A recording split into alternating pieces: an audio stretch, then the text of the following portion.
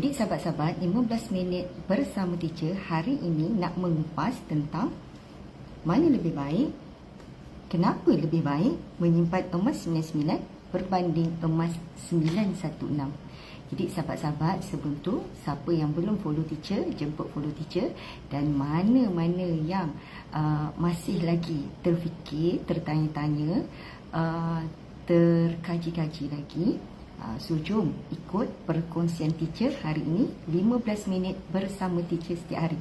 So pagi ni dalam pukul berapa ni? 9.30 teacher akan kupas sebentar kenapa emas 99 dikatakan lebih baik berbanding emas 916. Okey, pertama mari kita lihat persamaan di antara kedua-duanya.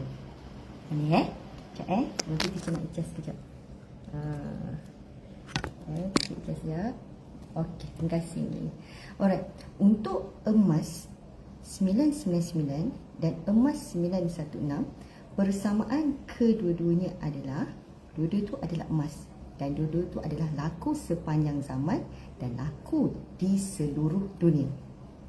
Jadi, dua-duanya adalah emas, dua-duanya mempunyai sifat, mempunyai ciri yang sama. Dan bila kita cerita tentang emas 99 ataupun emas 916, kedua-duanya adalah datang dalam bentuk fizikal. Okey, itu adalah persamaannya. Sekarang apa pula perbezaan? Kalau dah kata dia adalah emas, kenapa 999 lebih baik dijadikan sebagai simpanan berbanding 916?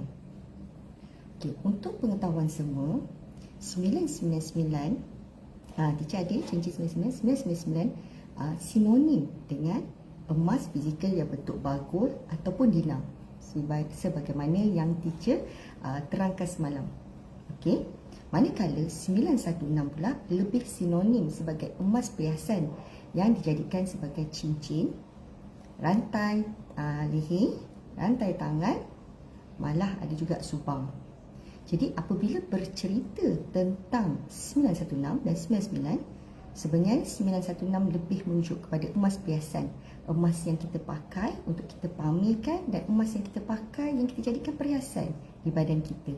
Manakala emas 99 memang lebih sinonim sebagai emas fizikal yang kita simpan. Pertama sekali, apabila disebut 916 dan 99, itu telah menunjukkan ketumpatan yang berbeza. 999